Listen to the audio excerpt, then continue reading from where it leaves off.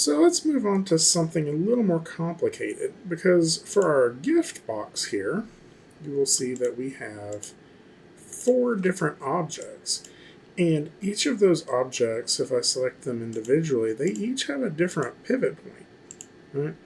So this becomes a little more complicated on how I might want to animate this. If I grab these 2 objects and I'm object mode and I decide to rotate this lid to try to open up the box, you're going to see we're getting some stuff breaking. Right?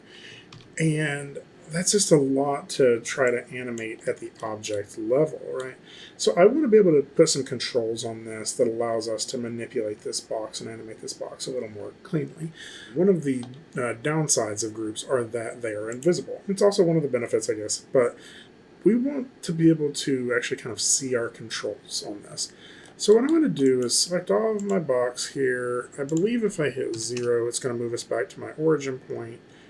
Actually, before I do that, let me go ahead and move my axe out of the way. We will be dealing with it later.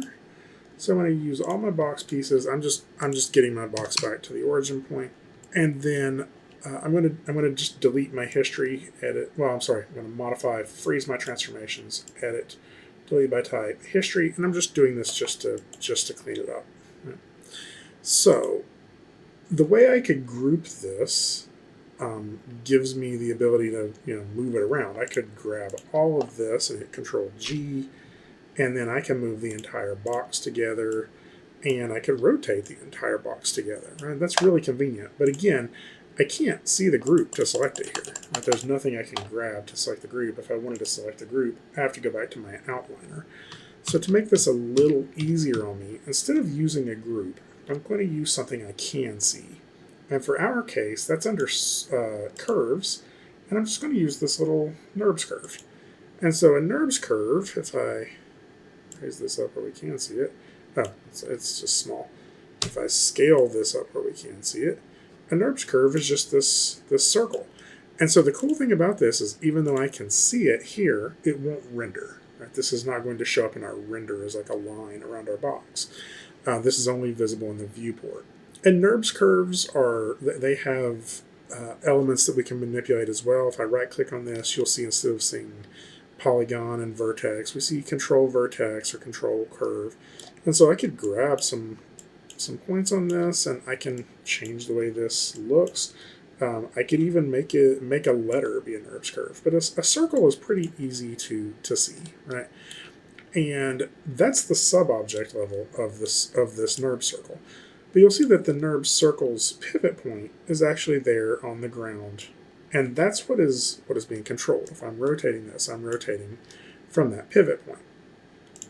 So I'm going to select this circle. I'm going to do Modify, Freeze Transformations. And what that does is it gets all of my values clean again. And I'm going to do Edit, Delete by Type, History. And I'll call this Box CTRL, box control. Okay. And now that this is a control, I can actually put things underneath it just like a group in order to let this work as a hierarchy. So I can select all of these objects here and drag this under box control. And now if I just select the box control, I can move the box anywhere I want to. I can even scale the box up. I can do different things with it. And this is now a control that allows me to animate the entire box. And so you'll see we have all of this under here. I could go the next step above that. Let's go ahead and create another NURBS circle. And I'm going to move that NURBS circle, scale it up a little bit. E, and hold down J to get a snap on my rotation here. I went too far. J. And so I'm going to move this up to the back side of the box and find a pivot point. Maybe something like this. And once I get it where I want it, I'm going to freeze my transformations. Modify freeze transformations to get those numbers zeroed out. And then to get rid of these two things here, I'm going to do Edit, Delete by Type, History. And so this is very clean now, and I can call this box lid CTRL. Okay. And I can insert this into the hierarchy now. So I'm going to just middle click, drag box lid control, and drop it on box control. And so now you'll see that whenever I move the box control, that lid control goes with it. Right? And I could do the same with the box top now. These two box tops, even though they have different pivot points that mess that up, if I drop both of those underneath box lid control by middle click, dragging, and dropping them, so now we have this hierarchy structure, right? So box control moves the entire box, but box lid control can rotate the top off that box. Okay? And so this allows us now to have the ability to animate this box lid opening up.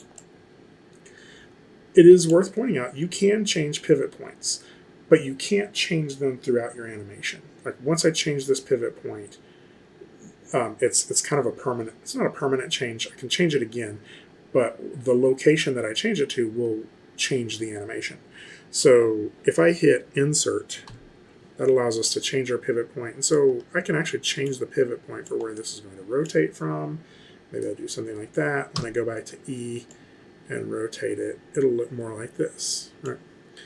And so let's go ahead and set this up, because what we're actually going to have is and later on we're going to have a character hop in and open up this gift.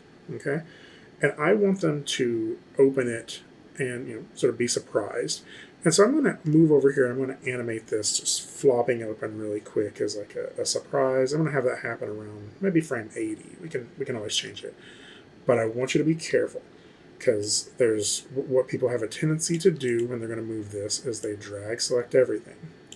And so recognize what I've done is I've selected the box control. And of course the box control will move everything, right? And I've also selected the lid control. Well, the lid control will move the lid, right?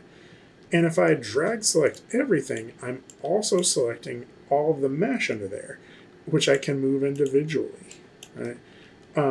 So by doing that, by dragging, selecting, and everything, when I try to move that, I'm going to get this, right? Because I'm not only moving the placement control, the box control, I'm also moving the box lid control, and I'm moving each of the individual meshes. Everything is moving, right?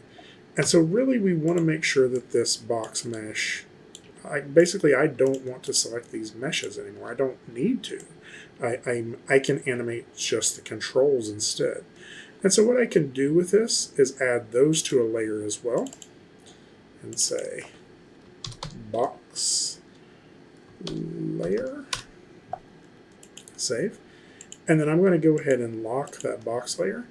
And now when I try to drag and select these, you'll see it's only selecting the two controls, right? Now if I did this, I'm still going to get that double transformation because I'm moving both the lid and the placement control, right? Really all I need to be able to do now is move just the box. So I don't have my camera set up just yet, but let's get it over here somewhere near where I think my camera is going to be, and I'll set my camera up very soon. And I'm going to pivot this around so it's a very clear birthday present here, right, or gift present here. And I could animate this jumping in or something, but instead I'm just going to have it like this. And I'm going to say around frame 80, I'm just going to have it kind of pop open. So I hit S to set a keyframe on the box lid control. And maybe I'll do a little bit of a anticipate down first. So I have auto key turned on, so I automatically get a keyframe from that, but just on the rotate X. So I want to make sure I hit S again to key everything. And that's going to give us a little anticipation down. And then I'll pop up, right? And I want that pop up to happen pretty quick. Maybe we'll do something like this. I may even animate it translating just a little bit up. And wait, I'm in the wrong. Hold down W, make sure I'm in object mode. Go up and maybe back just a little bit. So hit S again. And so now what I get is that. And what I really want is like this overshoot, right? Maybe it hits there and then comes back just a little bit, right? And so maybe one of the ways I could do that is actually go here to frame 93 and sort of steal a keyframe from there. I could actually set a keyframe there and then hold shift and click and move that. And so this is what we'll get now instead. There we go. So I may get a little bit more fancy with this here in a minute. Let's just try a couple things. I could maybe here push this up a little bit, translate it up, and then maybe drag the tip down just a little bit, or the front of it down just a little bit. And so now it does like that. And then on this piece here, I may go ahead and still